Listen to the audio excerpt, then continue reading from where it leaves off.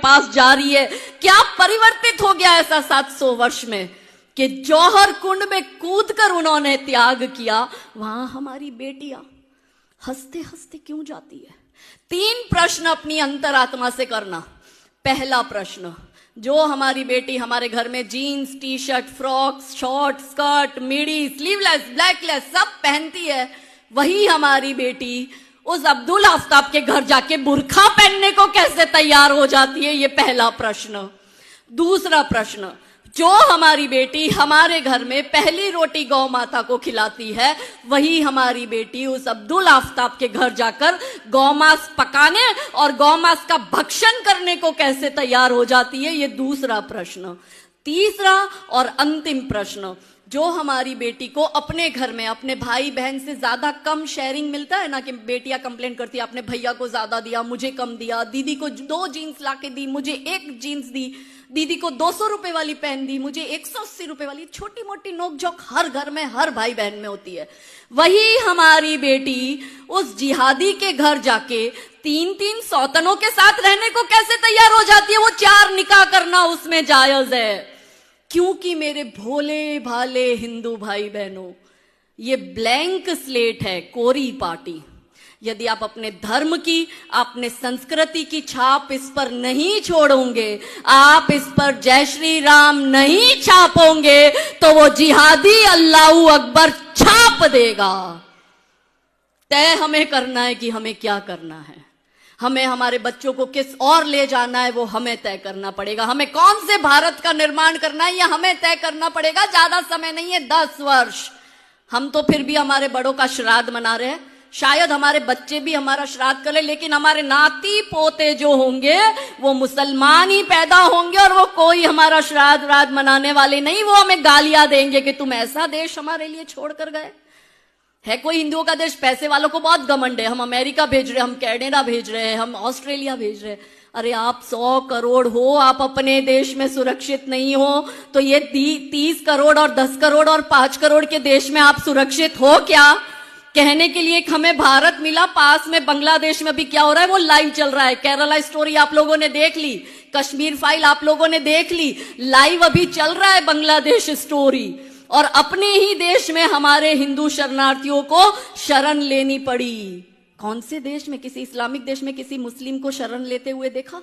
किसी ईसाई देश में किसी ईसाई को शरण लेते हुए देखा? इस भारत देश में हिंदू आज भी शरणार्थी बने घूम रहा है। तो ये चिंता का विषय है। हमारे पास कहने को अपना एक देश भी नहीं, और ये जो महान मातृभूमि हमें मिली है, यदि हम इस देश की भी रक्षा नहीं करते हैं तो आने वाला भविष्य खतरनाक है। तो समर्थ नारी समर्थ भारत पर आज जो हमारी चर्चा हुई, इस चर्चा में अंत में, क्योंकि मारवाड़ी लोग हैं और महाराणा प्रताप के साथ हमारा कनेक्शन है, तो महाराणा प्रताप की मृत्यु की साधना बताकर अपनी वाणी को विराम दूंगी कि अकबर और महाराणा प्रताप के बीच का घनघोर युद्ध, महाराणा प्रताप ने करी मृत्यु की साधना। अकबर के साथ वो भी लोग थे जिनको अकबर के साथ रहना चाहिए था, और अकबर के साथ वो भी लोग थे जिनको महाराणा प्रताप के साथ रहना चाहिए था। इसमें 4 प्रकार के लोग आए। बुद्धिशाली लोग, जो कुछ हेल्प नहीं करते, वो फ्री का सजेशन देते, वो तब भी चलता था, वो अब भी चलता है। और कमजोर कायर डरपोक लोग जब खुद युद्ध में शामिल नहीं हो पाते, तो जो युद्ध लड़ रहा है उसका भी पैर खींचने की कोशिश करते हैं। तो इसमें एक वर्ग था बुद्धिशाली लोगों का। वो गया महाराणा प्रताप के पास में और उसने कहा कि आप उसकी सेना देखो कितनी बड़ी, आप अपनी सेना देखो कितनी छोटी, आप ये युद्ध लड़ भी नहीं सकते, आप ये युद्ध जीत भी नहीं सकते। तो बुद्धि कहती थी टक्कर असंभव है। फिर गणितज्ञ लोग गए, वो लोग होते ना जो हर बात में कैलकुलेशन करते हैं, वो जाके सारा ले आया, इतने हाथी, इतने घोड़े, इतनी सेना, आप ये उसका देखो, आपका देखो, आप ये युद्ध लड़ नहीं सकते। तो गणित ने कहा कि विजय असंभव है। बुद्धि कहती थी टक्कर असंभव है, गणित कहता था विजय असंभव है। फिर तीसरी कैटेगरी थी समझदार लोगों की, तो उन्होंने कहा आप ये युद्ध किसी भी हाल में नहीं जीत सकते, इससे अच्छा है आप झुक जाओ, आप अकबर का आधिपत्य स्वीकार कर लो और अपना मेवाड़ अकबर को दे दो। और चौथा था उसके रिश्तेदार, उनको पता था ना तो ये झुकेंगे, ना ये कन्वर्ट होंगे, ना अपना ये राजपाट देंगे, ये तो हर हाल में युद्ध करेंगे मगर जीतने वाले नहीं है क्योंकि उसकी संख्या ज्यादा है। तो एक काम करो, रिश्तेदारों ने कहा भाग जाओ। तो बुद्धि कहती थी टक्कर असंभव है, गणित कहता था विजय असंभव है, समझदार ने कहा झुक जाओ और रिश्तेदारों ने कहा भाग जाओ। मगर महाराणा प्रताप ने किसी की भी बात नहीं मानी और महाराणा प्रताप ने करी मृत्यु की साधना। और उन्होंने कहा, ये महाराणा प्रताप के शब्द है कि जब मनुष्य का सम्मान के साथ जीना असंभव हो जाए तो मनुष्य को सम्मान के साथ मर जाना चाहिए।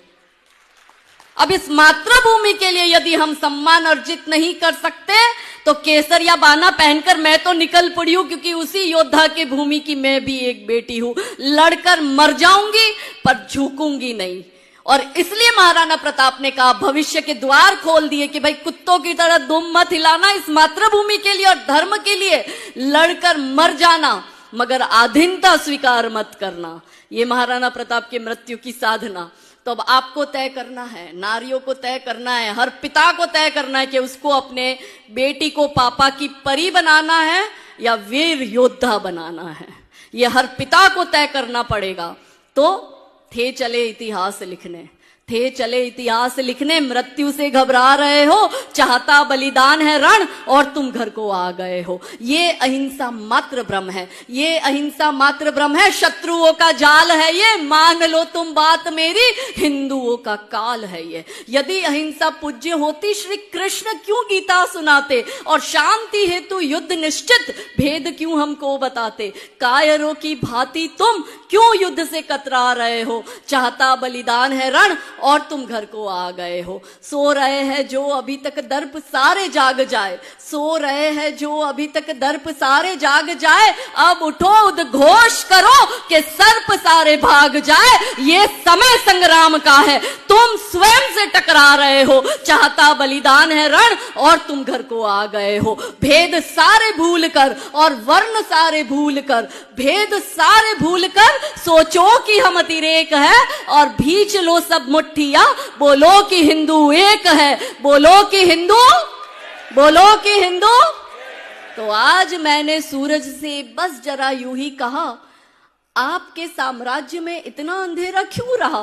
तमतमाकर वो दहाड़ा बोला, मैं अकेला क्या करूं, तुम बेफिक्रों के लिए मैं भला कब तक लड़ूं। आकाश की आराधना के चक्करों में मत पड़ो, संग्राम ये घनघोर है, कुछ मैं लड़ूं कुछ तुम लड़ो। बोलो सियावर रामचंद्र की, पवन सुत हनुमान की, उमापति महादेव की, रुक्मणी